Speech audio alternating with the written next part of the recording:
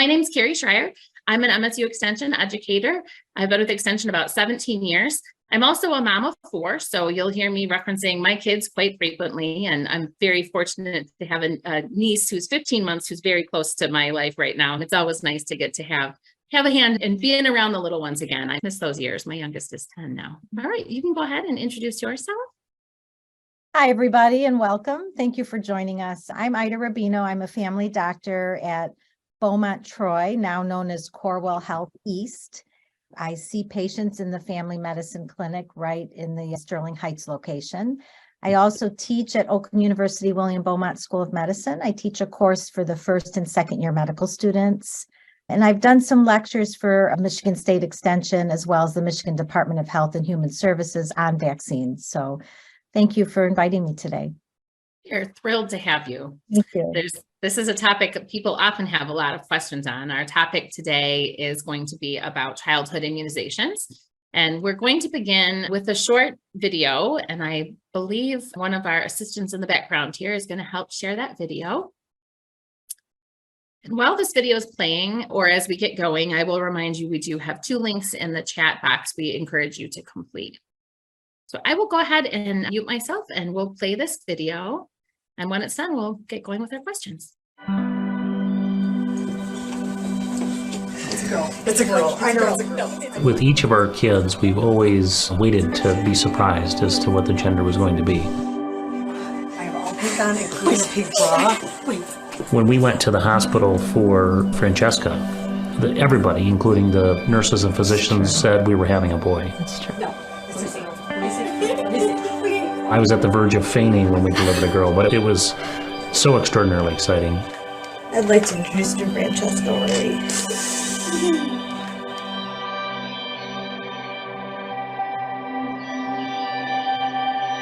On May 17th of 2012, we lost our healthy infant daughter, Francesca Marie, to pertussis.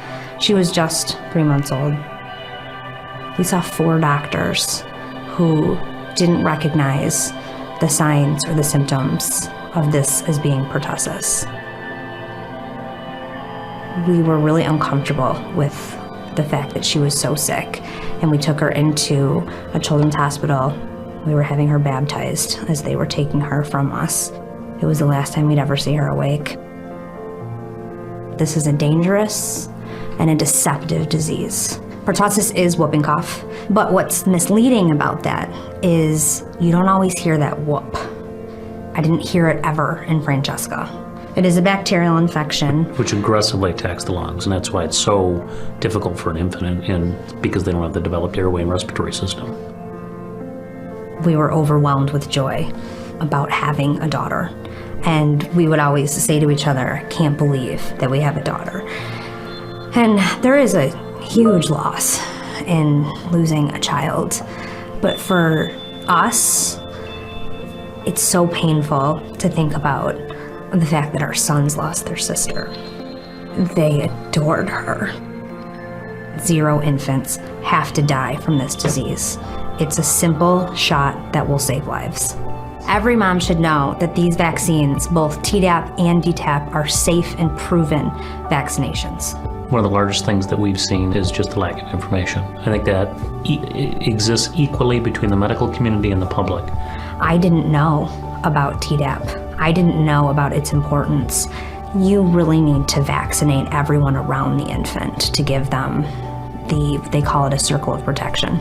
It was amazing to hear after the fact that we are experiencing an outbreak across the country. It's something we didn't know. If you were to go onto YouTube and listen to clips about pertussis, you would hear it referenced as an old-fashioned disease, and in fact, it's not.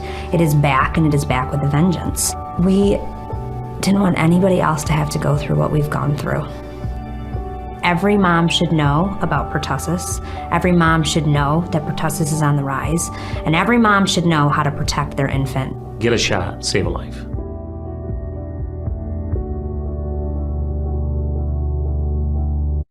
Wow, that's a very impactful video. My heart goes out to that family. I know I just got a reminder from my medical system that I'm due to get Tdap that has for the adults, it's I think a 10-year Yes. now. Is that true? Okay. I was trying to do the math and my youngest is 10. So the timing, I think that's probably why I'm due now.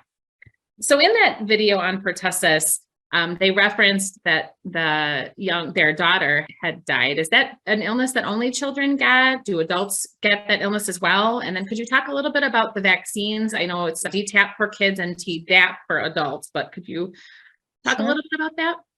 Sure. Like other vaccine preventable diseases, we are seeing pertussis and we do see outbreaks. Typically for adults, it will be more of a mild respiratory illness. The people most susceptible will be our infants 1 year and younger, primarily because they're so young and their immune system is still maturing, but mostly because they have not yet had the chance to complete their primary series for protection against pertussis. So the DTaP, capital D, T-A-P, stands for diphtheria, tetanus, acellular pertussis. And that is the combination of diseases for which this vaccine protects. The capital D is given up until age 7. That's the amount of diphtheria antigen, or the germ, the protein germ that's in the vaccine, to help mount an immune response. After the age of 7, we need less diphtheria antigen or protein. So it's a lowercase d. So that's why you might see Tdap, which is the capital T, lowercase d, AP for acellular pertussis. So that childhood series that we start at 2 months, then we give another dose at 4 months, 6 months, 15 months, and then one more dose at age 4 to 6. Infants 1 year and under have not completed that, obviously. So they are the most susceptible, whereas you or I may get mild symptoms and unknowingly infect an infant. Infants can get severely ill, develop pneumonia, develop apnea, which means they stop breathing, and some will die, as you just saw in the video. So you mentioned every 10 years for the tetanus booster. There's 2 exceptions. One is if you have a dirty wound. Most people know that if it's been 5 years or more and you're cut with some dirty metal or contaminated soil, you need a tetanus. And that can be just the plain TD for adults, which is tetanus diphtheria, or you can go ahead and give the Tdap. So primarily if somebody's going to be around an infant, maybe a nanny or a grandparent or a parent, go ahead and give that Tdap. The second exception is pregnancy. The recommendation is to give a Tdap booster, regardless of the time interval, during the 3rd trimester of every pregnancy for women. So you can give it closer than the 10 years, closer than the 5 years, and you should indeed do that for every pregnancy. This is so you not only protect the infant once they're born, but there's some transfer of those antibodies, the protection across the placenta to the baby. So if you give it the 3rd trimester, it gives mom a couple weeks to mount that immune response, to form those antibodies, and then they can transfer right through the placenta to the baby when they're born. Wow, that's fascinating. 4 kids later, and I didn't know that. I didn't know why we did it then. I thought it was to protect after, and it is obviously part of that, but I didn't know it crossed the placenta. That's interesting. Yes. So the term you may hear is we cocoon the infants. So we're trying to protect them not only through mom, but through any adult who will be caring for the infant. Great. Thank you so much for sharing. Is there anything else you would like to add about pertussis, since we just watched that video, before we move forward? If for adults and adolescents, it's treatable. We use what we call macrolide antibiotics. So you've heard of Zithromax or Biaxin, but as I mentioned, for the babies, the complications are so much more severe potentially that they won't respond to the typical treatments. Like any vaccine preventable disease, and I help teach the medical students, we need to be aware of the symptoms because we're starting to see these things again, not only pertussis, but measles. I even read about a case of polio not too long ago. So even though these are diseases we haven't seen in years, we still need to learn about them as healthcare providers so we can recognize them. So this mom mentioned that they saw 4 doctors, and because the symptoms might have been more mild in mom or the older brother, they might have missed it in the baby. So we really need to educate ourselves because we're seeing a resurgence of some of these diseases, unfortunately. Yeah, my oldest is 19, almost 20. And I feel like just in that amount of time, we're seeing a shift and there being more of these sort of communicable diseases around vaccine preventable diseases. And unfortunately, I think COVID didn't do us any favors in that regard because of some of the hesitancy surrounding the COVID vaccine. There's hesitancy around other vaccines. Plus, there was the delay in care Well, child visits are one of the things that were delayed during COVID, unfortunately. We're doing a lot of catch up in the office. Yeah. Yeah. In fact, I'm one of those parents who was notified that my kids had missed a vaccine during COVID, and I didn't even realize it. And I'm pretty involved in this space. So I was surprised. I know for many of us, things just slightly got away when we were during that COVID time. Yes, but we're getting there. Get back caught back up. Yep. All right. As we're talking about the vaccines that kids get nowadays, one of the questions that we received is about why kids have to have so many vaccines today. They indicated it seems like they only had to have a few vaccines when they got vaccinated. And this person didn't share their age, so I'm not sure their age, but they feel like kids are getting a lot more today. Could you talk a little bit about the number of vaccines our infants and children get?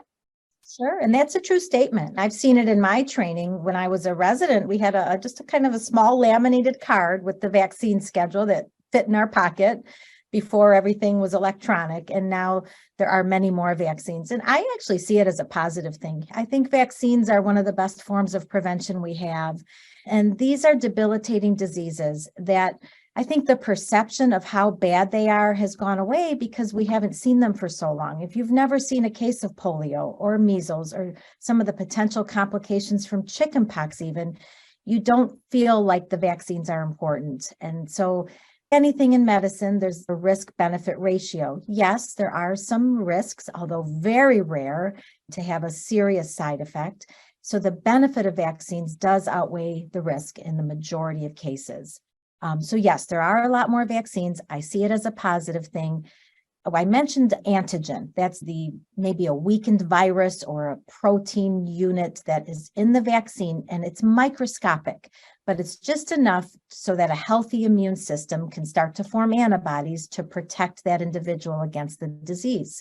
The amount of antigens that are in these vaccines is, again, microscopic or tiny compared to the amount of germs that babies are exposed to on a daily basis just by living in the world.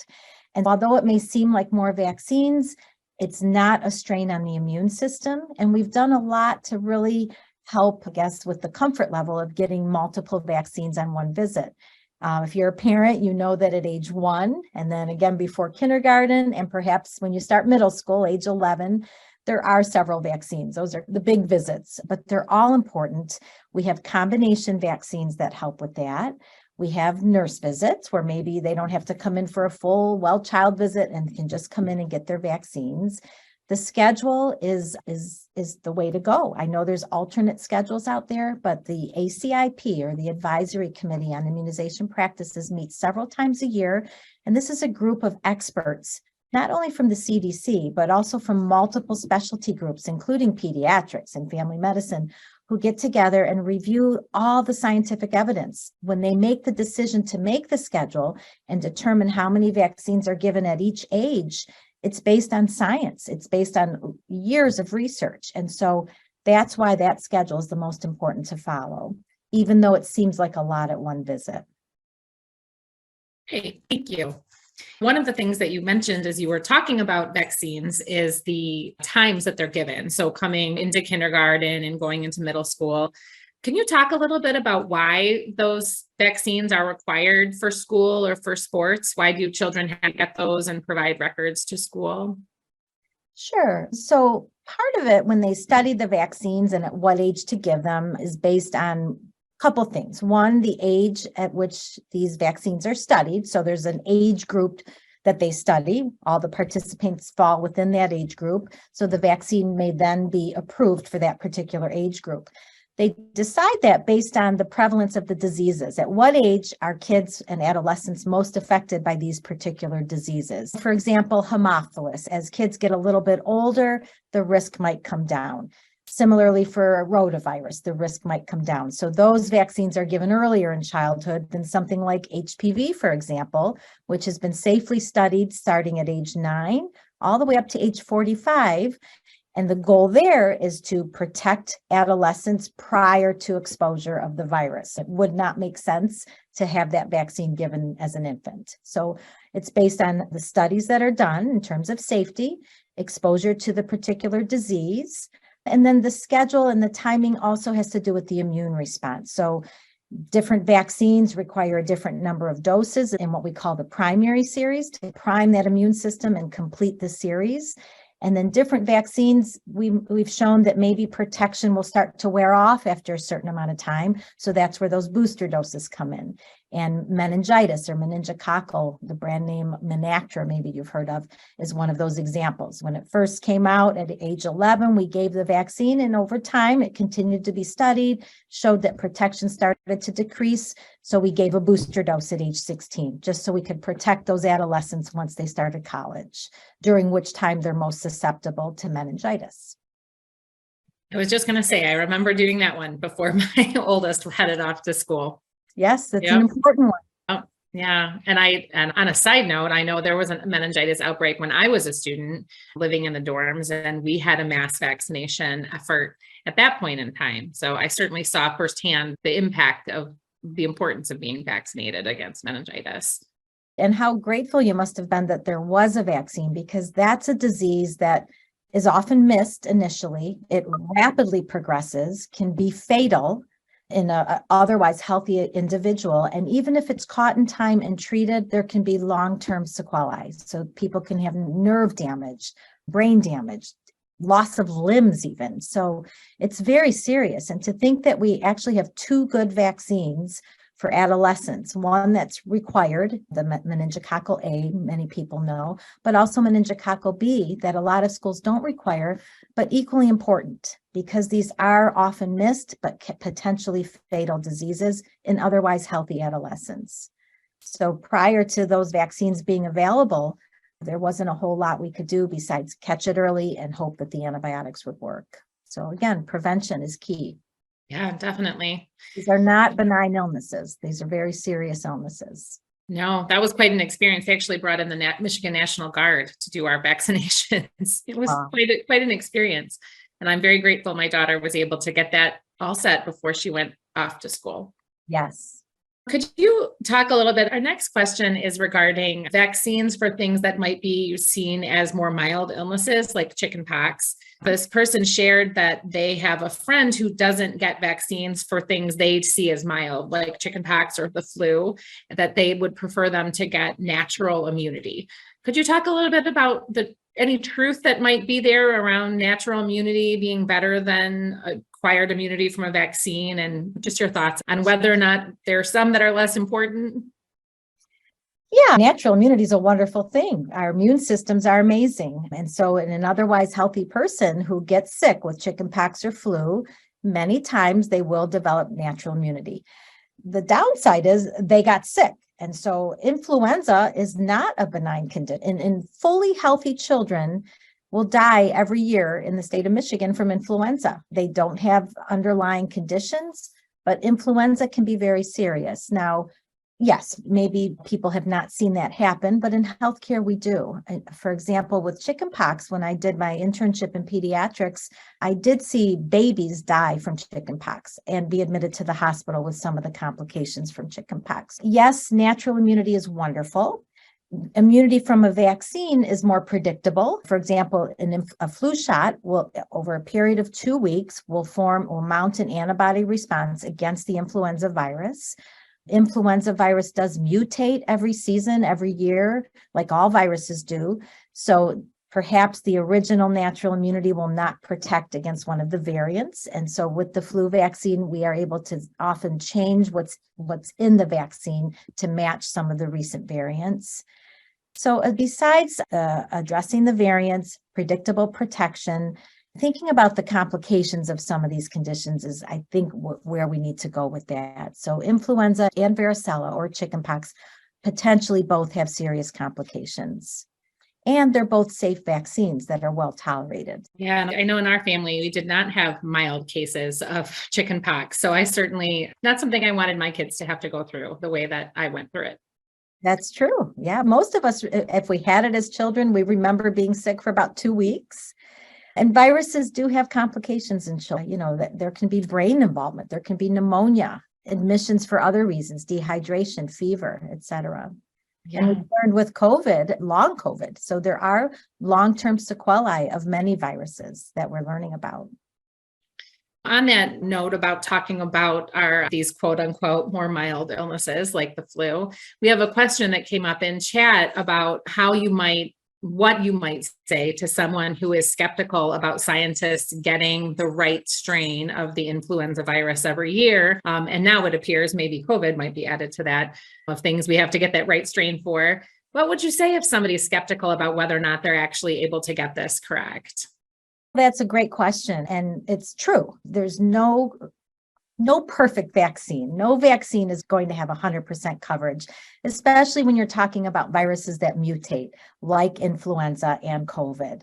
And so both vaccines are never going to give you 100% coverage. However, the vaccine in both cases will help prevent more serious illness, maybe reduce the chance of hospitalization, and with COVID specifically, reduce the chance of long COVID. So it can help in that regard. It may not completely prevent influenza or COVID because no vaccine is perfect that way.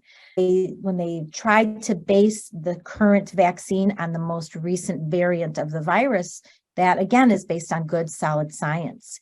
And I believe with COVID, that's probably where we're headed. Perhaps it will become like flu, where now we have this bivalent booster, and that means we have two of the variants of the virus. Perhaps we'll have more in the future. If you're familiar with the flu vaccine, this year, all forms of the flu shot, even the live vaccine, were what we call quadrivalent, meaning there's 4 strains of the virus in the vaccine. The COVID booster dose, for the most part, is the bivalent booster, 2 strains.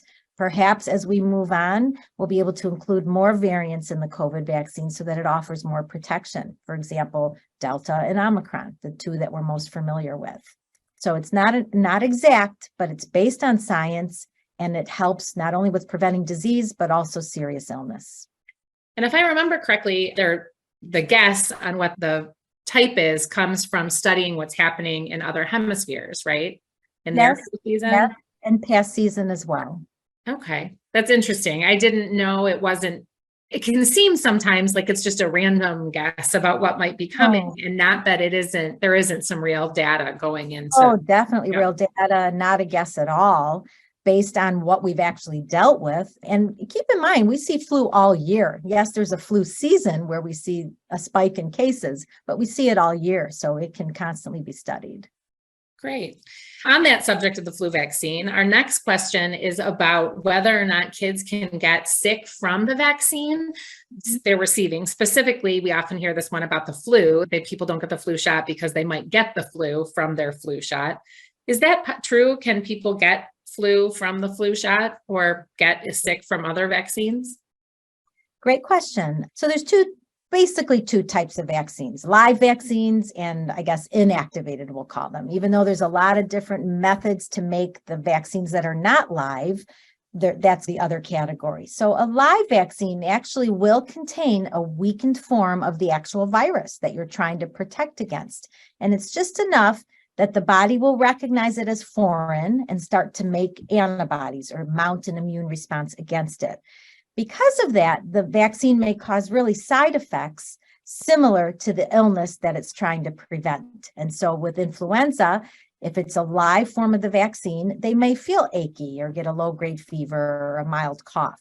The only time that's potentially possible is with the live form of the flu vaccine. That's the squirt in the nose, not the poke. The only live flu vaccine, and it's FDA approved between the ages of 2 and 49, is the nasal squirt. Still quadrivalent, so still 4 strains of the virus, still approved for this season, but potentially maybe more side effects. And so that's why we don't give it to people with severe asthma or younger than the age of 2. It hasn't been studied younger than that age. The flu shot, the poke that everybody's familiar with, is inactivated virus. There's no live virus. So no, you cannot get influenza from it. Can you get side effects as you're mounting that immune response? Yes, you may feel achy or tired for a day or 2.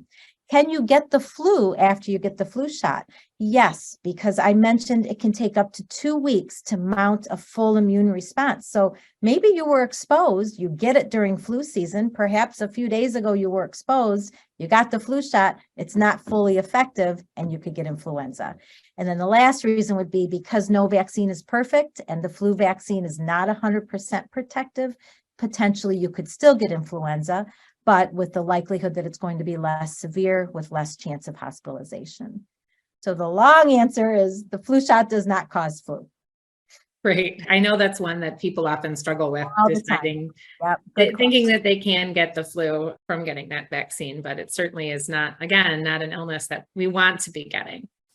Still continuing with our flu conversation here, can you talk a little bit about the numbers of flu shots that children have to get? This question is that this parent's thinking about getting their kids vaccinated for the flu for the first time, and their doctor said that one of their children, their younger one, has to get 2 shots of the flu vaccine. They're 6, but their older child is 9 and only needs 1, even though it's their first time. So why do they have to get those different numbers of vaccines? Yeah, great question. Again, because all vaccines have ongoing studies, not only about safety, but also efficacy or how effective it is. We learned over time that immature immune system under the age of 8, when it comes to flu, requires 1 shot to prime the immune system and then a second shot to complete the process, so that in future seasons, they only need 1 shot per season. Flu shot is approved for 6 months and older. So kiddos between the ages of 6 months and 8 require 2 doses of the flu shot if they've never had a flu shot before. Let's say they got one at age 6 months and didn't get another one until they were 5. That's a total of 2 in their lifetime. So when they turn 6, they only need 1. They don't need that 2 dose. But if they've never had one and they're 7 years old and they come in for the first time, because their immune system is not primed to protect them against influenza during that particular season, we would recommend 2 doses 4 weeks apart. From there on after, they only need 1 per season. It has to do with their age, and those are the guidelines, and that our state registry, which is excellent, helps us predict that. It can track back often all the way back to birth or 6 months to let us know how many total doses a child has had. And that's, again, for just the best protection against flu. Great. You segued perfectly into our next question, which is about vaccine records. This next question is, how can I find my child's vaccine records? I don't remember what they've already gotten. Can you talk a little bit about that registry system and how parents can find out what vaccines their children have received? Sure. So MICR, I'm very grateful for MICR. I think it stands for Michigan Care Improvement Registry, because any of those of you on the call who are close to my age, maybe you remember the little green card that your pediatrician would give you, and they would handwrite your vaccines in there, and it would get lost. And if you happened to move to another state or out of the country, nobody knew what vaccines you had. So now comes electronic records, where we're trying to centralize everything. MICR is our state registry. I think it's one of the best in the country, where MICR, it can keep track, and actually we are required for all patients age 20 and under to input all vaccines that these kids get each time they get one into the state registry. And more, this registry is linked to the electronic health record. So even if the vaccine was given elsewhere, we could see it on our electronic record. Schools have access to this as well. Health departments obviously do. So it really helps everybody be on the same page. Not only does MICR keep an accurate record for children and most adults, because we're starting to put it in for most adults now, but it also gives us reminders, not only for parents and schools and health departments and doctors' offices, reminders about what vaccines are due, if they're due on time, or if they have what's called an accelerated due date, where we can help kids catch up if they've been delayed, like with COVID. It does not assess for high risk. So if kids have maybe a medical condition like diabetes, for example, MICR is not complex enough to assess what special vaccines they might need, but certainly for the routine schedule, school entry, that type of thing, it's extremely helpful. So in our office, we print it up for most visits. Parents always have access to that, along with the electronic record, because as I mentioned, it's linked. So we do have an accurate record. So easy to get for parents. Great. And I believe we have a link to the MICR access, so that we're going to add to the chat so that people can have access to that if they don't already. Shifting just a little bit. Yep, there's our link. Thank you very much for sharing. So shifting our topics just a little bit here, the next question is jumping in age here about the HPV vaccine. And our question is that their teenager hates getting shots and doesn't want to get the HPV vaccine. And they're wondering what they could say to talk to their child about why this particular vaccine is so important to try to get them to get it without kind of pulling that parent card of being like, I'm the mom and I said you have to do it, so you have to do it. What could we say to our teenagers to help encourage them to get this vaccine as they're beginning to make some of these healthcare decisions on their own? I'm super grateful for this vaccine. And in reality, it's often the reverse scenario where the adolescent wants the vaccine and the parents are hesitant. And we can talk a little bit about that if you'd like. Besides the fact that it prevents cancer, I'm not sure if that would be something that would sell a teenager to get another poke. It's a very safe vaccine. And hopefully in time, we'll be able to eradicate this virus and maybe not even require pap smears, maybe get rid of genital warts. So human papillomavirus is the most common sexually transmitted infection.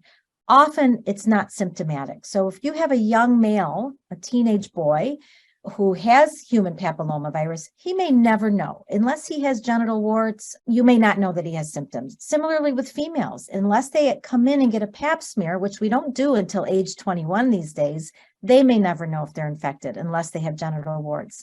The scary part is we've not only seen cervical cancer of the vulva, cancer of the vagina, but now we see anal cancer of the penis. We see head and neck cancer, primarily in male adolescents, so of the throat, of the tongue.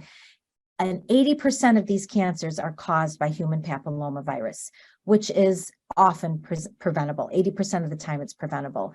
When the vaccine first came out, it was, again, what we call bivalent, meaning it covered 2 strains of this horrible virus. Then it was quadrivalent, 4 strains. Now we're up to a 9-valent vaccine. So the 9 high-risk types of the human papillomavirus, the brand name called Gardasil, are included in this amazing vaccine. So types 6, 11, 16, 18, and then the 5 other types. These are what we check for on routine pap smears. We can't really check for it in the mouth or in the anus routinely. We do in pap smears. So often it goes undetected, where if we can get these adolescents in the office at the routine time that this vaccine is recommended, so age 11, we can hopefully protect the majority of them before they're even exposed to this virus. Now, if somebody's high risk, say they're in a situation where maybe they're being abused, you can give it as young as age 9. So it's a remarkable vaccine. It's not live, so there's no live virus in it. Yes, there are reports of adolescents fainting after getting it, but that can happen with any needle in an adolescent, if they get their blood drawn, if they get any shots. So that has to do with a different type of response to being scared of a shot, not the vaccine for human papillomavirus itself. So what do? We have them sit down a little bit longer. The immune system responds a little bit better under the age of 15. So they only need 2 doses. Once they're 15, it takes a little bit longer to mount a full response based on ongoing studies. So they need a total of 3 doses. It's another thing that we like to tell parents and adolescents when they come in to get it at their routine time at age 11. To complete it, they would complete it after 2 doses. This is shifting just a little bit from our topics of youth, but can adults who didn't receive the HPV vaccine because it perhaps wasn't available when they were younger, or maybe their parents decided that they didn't want to give it to them, can you get it once you're an adult? Yes, you can. So the routine schedule is age 11 through 26. That's the time where we try to recommend this. And keep in mind, this is not one of those required vaccines to enter middle school. So parents will often perceive it as less important because the school is not requiring it, but it is part of that conversation at age 11 or once they start 6th grade. But it is approved up through age 26. Now, those special circumstances, age 9 through 11, if there's a high-risk situation, it has been studied and can be safely given. And between the ages of 26 and 45, based on what we call shared decision-making, that means have a conversation with your patient. If they have tested positive for HPV, if they have a new sexual partner, if they're worried about exposure, yes, you can offer them the vaccine. The downside is they've most likely been exposed to the virus, not necessarily all 9 types that are included in the vaccine, maybe part of it. So they could potentially be protected against the other types. So you could offer it. And also let adults know and adolescents, it doesn't treat or cure human papillomavirus. It only can prevent exposure or infection from the types that they're not already infected with. The good news about the virus is the body, like other viruses, can often fight it off, so it can go into remission. So an abnormal pap smear is something we would monitor and treat when necessary. Sometimes the body can fight it off just because it's a virus. And with a strong immune system, don't smoke, take good care of yourself, you can sometimes fight this off. But the vaccine is absolutely the best form of prevention. So again, the long answer, age 9 to 45, the routine schedule 11 to 26. Perfect. Thanks. And on one last question about HPV before we switch conversations. And actually, I think we'll expand this question just slightly because it links to another one. The questions are both about hepatitis B and HPV being sexually transmitted diseases and why it is that those vaccines are recommended for children who, in case of hepatitis B, very young children, and then in our HPV vaccine for our adolescents, if they're not sexually active, why are these vaccines that are given to our children? Yeah, great question. HPV is transmitted by mucosal surface contact, so potentially kissing, oral sex, which is why we're seeing a lot of the head and neck cancer. So it's not necessarily just intercourse. So that is why we are trying to protect adolescents even before exposure. And studies do show that a certain percentage of high school students are sexually active with one or more partners. So age 11 is the age at which it was determined to be routine protection before exposure. HPV, as I mentioned, is the most common sexually transmitted infection. Hepatitis B is transmitted differently, so through bodily fluids. So not only through sexual contact, blood transfusions, contact with infected blood, IV drug use, those would be the common ones. So it's not only sexually transmitted. The birth dose that we give right as soon as a baby's born, and then we give the second dose at 2 months, and then the third and final dose at 6 months, was because we were seeing some transmission of hepatitis B from mom to baby, which if it's preventable, we need to start it right at that birth dose. Because hepatitis B may at times be asymptomatic or in remission, maybe mom did not know that she had it and could transmit it to the baby. So we try to get them protected early. And now there's a recommendation, if a child has not been fully protected against hepatitis B, we're trying to catch up all adults all the way through age 59. And then keep in mind, hepatitis B is more of a risk for people with certain underlying medical conditions, for example, diabetes, kidney disease. So there are certain groups who would benefit from it as well because of their exposure potentially to bodily fluids. So hepatitis or diabetes, you're using needles. Kidney disease, you might be on dialysis. So recommended for them as well. Great, makes sense.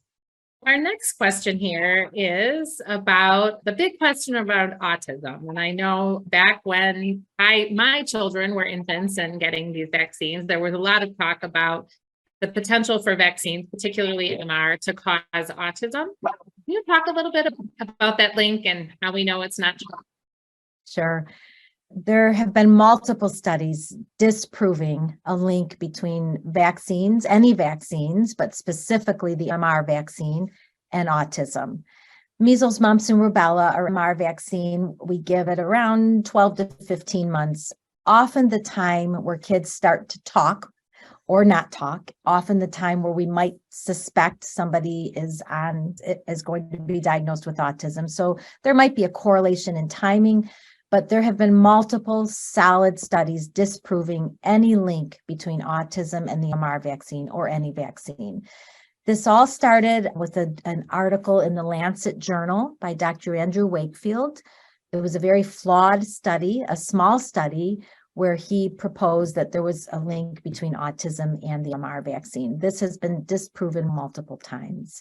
And sadly, because of all the press, bad science and bad information, especially on social media, parents are hesitant to give the MR vaccine, and we are seeing a resurgence of measles, which is not benign. Healthcare providers are not real skilled at recognizing it, but there are very serious potential consequences from measles, once almost eradicated disease. Thank you. I know it's been hard to get the information that this is not valid out as readily as the flawed studies seem to travel on social media. I That agree. correction is always a lot harder sometimes, I think, than the misinformation spreading. Just because something's in writing doesn't make it true. So you want to use reputable resources as parents. And I firmly believe that parents want to do the best for their children, of course. And so if they have read something and they have genuine concerns, it's important that we take the time to address those concerns and maybe refer them to reputable sites. I like Medline Plus, obviously the CDC, the Michigan Department of Health and Human Services, American Academy of Family Physicians and American Academy of Pediatrics both have great resources for parent information that help to address some of these concerns. Great, thank you. And I, again, think we have a link about the autism information to share in our chat.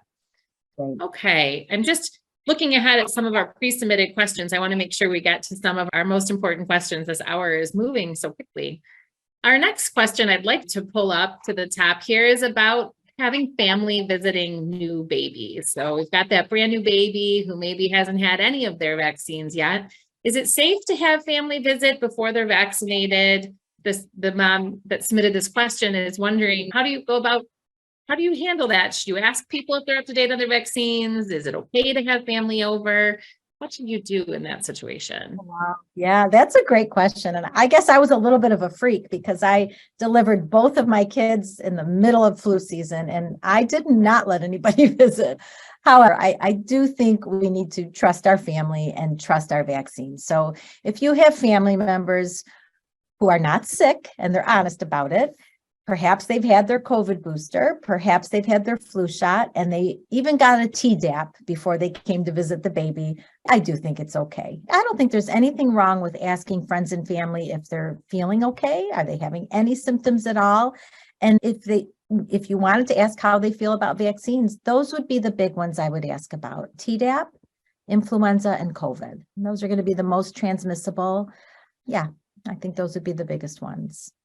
Great. Thank you for sharing. I know it can be tricky, and we've certainly seen this over the course of the last 3 years, how hard it can be to ask those questions. And then also we've covered this on some of our past webinars. We've discovered people have different definitions of what symptomatic means. So some people might not think they're sick, but they just have allergies or whatever. So you are correct. Yeah, I would say any cold symptoms at all, do not visit. Masks work, so they could certainly wear a mask, even if they're feeling 100%, definitely hand washing. All the things we know are true to work, but I think any symptoms at all, I would have them wait. Great, thank you. Our next question here is about sticking with this kind of having these vaccination conversations. This person shares that her daughter is not vaccinating their grandchildren. And although they've talked about it, they're very concerned about it. She's wondering if you have any advice about how to get through on this kind of really sensitive topic for those close loved ones who we might be very concerned about their children's health and well-being. Any recommendations for having those tough conversations? That's hard. Yeah. So I actually, in family medicine, obviously we see all ages. So I have a family who comes to see me and I am the doctor for the dad, the mom, and all 5 children. And dad is pro-vaccine and mom is not for vaccines. And so we have spent a lot of time kind of meeting in the middle where we've had long conversations and mom will agree to do some and maybe spread them out, which is just not ideal because any alternate schedule is considered delayed. And you then put the child at risk for these potentially preventable diseases, which we're seeing a resurgence of. Vaccine hesitancy could be an hour on its own where we can just try to address some of these things. But I think you need to ask what their fears are, what their concerns are, and then go to some reputable sites to get good information to maybe address those concerns. Because as I mentioned, there's a lot out there that's bad science and it's not true, but because it's in writing, people believe it. And so maybe to ask what those concerns are, go to some of the sites that we're going to share today, where we call them myths, vaccine myths, and they really address a lot of the concerns that parents have today, valid or not. The ingredients, too many vaccines, natural immunity is better. Some of the things we've even talked about today. So if we're going to share any of the links, maybe that could be something she could then share with her daughter-in-law. I think first understand, and we all probably agree on this call, that parents want what's best for their kids. And a lot of times parents have read something and they truly believe they're doing what's best. On the other end, when we see these diseases and a resurgence of them, and our perception of how dangerous they are is more valid, then trying to address what their concerns are and giving them the truth is one step in that direction. Great, thank you. And yeah, we've been having our partners here in the background share links as we've been moving ahead. So there'll certainly be some good links there that people can reference as they're sharing this information and making those decisions. Okay. Our next question ties right into this, though. As an adult who wasn't vaccinated as children, this person is asking if they can get vaccinated now. So perhaps their parents chose not to get them vaccinated. Now they're an adult. Can they get vaccinated now? How would they go about getting caught up? Yeah. I mentioned the ACIP meets. They meet several times a year, but every February they come out with the updated schedule. And part of that updated schedule is what we call a catch-up schedule. I also mentioned that certain diseases are more dangerous at certain ages, and adults will outgrow some of those danger zones where they won't need a particular vaccine. A couple examples would be Haemophilus and rotavirus. So an adult who has never received any vaccines would definitely be eligible for some of the childhood vaccines that they still could potentially be exposed to and get pretty sick from, but they would not need as many doses. And it's a pretty complicated schedule. It's not only based on age, it's based on how many, if any, doses were given, but also based on any underlying medical conditions. And I gave a couple examples like diabetes, maybe asthma, do they smoke? So their doctor would need to reference that schedule and then try to catch them up based on the schedule. And then the age ranges as well. We talked about HPV being approved up to age 45. So if they're outside of that age, they would not get it. Shingles vaccine, we start at age 50. If they're under that age, they would not get it yet. So all those factors could be considered and they could definitely get caught up. Great, that's good information. I know as my daughter was turning 19 during the pandemic, she had friends who were making those decisions to get vaccinated or to get vaccinated for COVID in particular as they turned 18 and were able to access those vaccines. So Without the parental consent. Yeah. So some people find themselves in that situation, and it's always good to know that it's not all is lost. They can still back up and get some of those. For sure. Yes, for sure. As we talk about vaccines you might get again or booster doses of vaccines, one of our questions, actually we had a couple questions submitted about COVID boosters and COVID vaccines. So the particular question is that they're 3-year-old and they have a 3-year-old and a 6-year-old child, and they're wondering about what the recommendations are currently around the COVID boosters. Do all kids get COVID boosters? Should everyone be getting the current COVID boosters? What is the current recommendation? So it changes pretty often. So we always want to reference what the Michigan Department of Health and Human Services is sending out. And it would depend on what brand name they received, how many doses of that, and whether one of the doses was the current bivalent booster. So if they had not received the bivalent form yet, then I believe one dose of that would be recommended as long as they don't have any underlying medical conditions. So somebody who's what we call immunocompetent, meaning the immune system is not compromised in any way, that schedule is going to be different than someone who is maybe immune compromised, and that being underlying health conditions, I don't know, diabetes, cancer, maybe some lung disease. So the schedule would be different based on that, and then based on age range, and then based on which vaccine they had, and if one of the doses contained the bivalent. If none of the doses contained the bivalent, most likely they would need one dose of that now. And then the recommendations will probably change again in the fall when we know whether, hey, this is going to be an annual thing, whether it's bivalent, trivalent. We just don't know yet. That hasn't been announced. Certainly seeing those recommendations move with time. And I know it's been challenging for me as a parent, as with kids in a 10-year age span. I know I had some trouble keeping track of who was getting what, when, as the recommendations changed. In fact, when I give some of these talks to the medical students, I can only post the slides for 2 weeks because the COVID slides have probably been updated by then, which is good. There's just ongoing research. There's better protection. There's more safety data. And so we want to continuously update healthcare providers so they know how to educate their patients. We're so fortunate to live in a time where we have such immediate access to We are. information and can share it. Well, Absolutely. we're coming right up on the end of our hour. This went by so fast. Is there anything additional you'd like to share here in our last couple minutes before we wrap up? I guess what always hits home with me is many of us, probably most of us, are at an age where we have not seen these diseases. But if you look back and maybe watch some testimonies online of people who actually had some of these vaccine preventable diseases, the perception of how dangerous they are becomes real.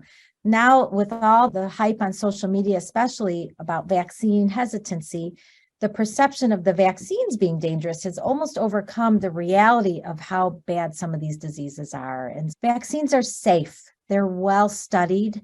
They're one of the best forms of prevention we have.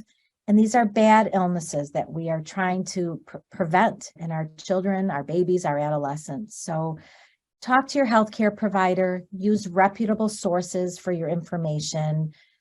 Trust the ACIP. A lot of data goes into putting these schedules together. And if you got delayed during COVID, catch up on your well child visits as well as your vaccines. Keep your babies healthy. Great. Thank you so much. I'd like to thank you very much for your time today. It's been very informative.